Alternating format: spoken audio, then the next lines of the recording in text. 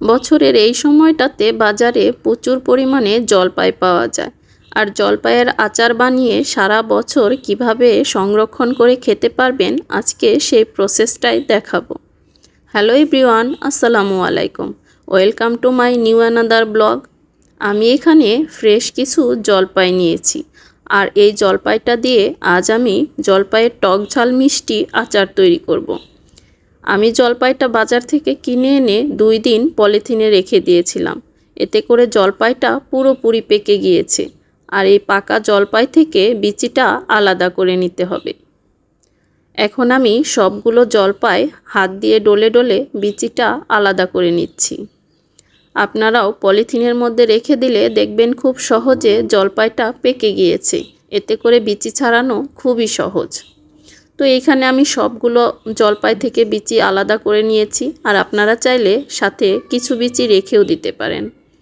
আর এবার আমার যে জিনিসটা লাগবে সেটা হচ্ছে পাঁচফোড়ন আর শুকনা মরিচ। এটাকে আমি খুব ভালোভাবে তেলে গুঁড়ো করে নিয়েছি।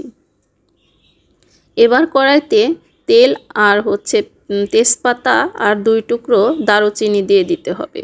আর তেলটা গরম হয়ে আসলেই এর মধ্যে আমি সেই জলপাইগুলো দিয়ে দিলাম। এবার জলপাইটাকে কিছু সময় নাড়াচাড়া করে নিতে হবে। আর নাড়াচাড়া করে নিয়ে এর মধ্যে দিয়ে দিতে হবে লবণ।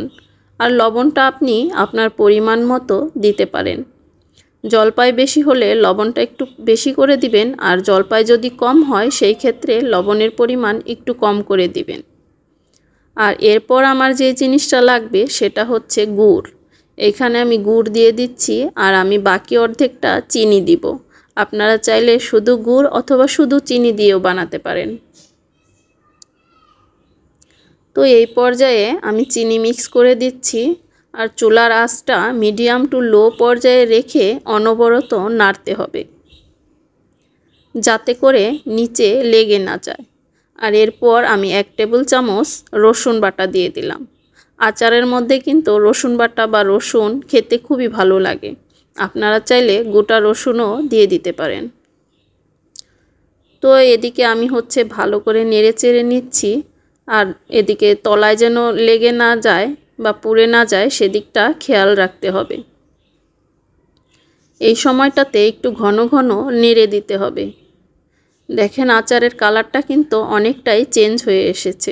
এই পর্যায়ে আমি শুকনো মরিচ আর সেই পাঁচফোড়ন ডালাটা দিয়ে দিলাম। এটা আচারের অনেক সুন্দর একটা অ্যারোমা তৈরি করে।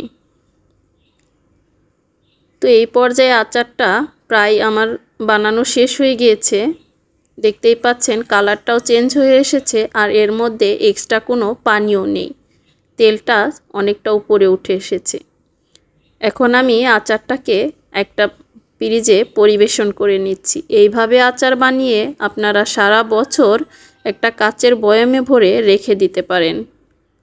মাঝে মাঝে একটু রোদে দিলেই সারা বছর আচার এইভাবে সংরক্ষণ করা যায়। আর আজকের ভিডিওটা কেমন লাগলো অবশ্যই জানাবেন।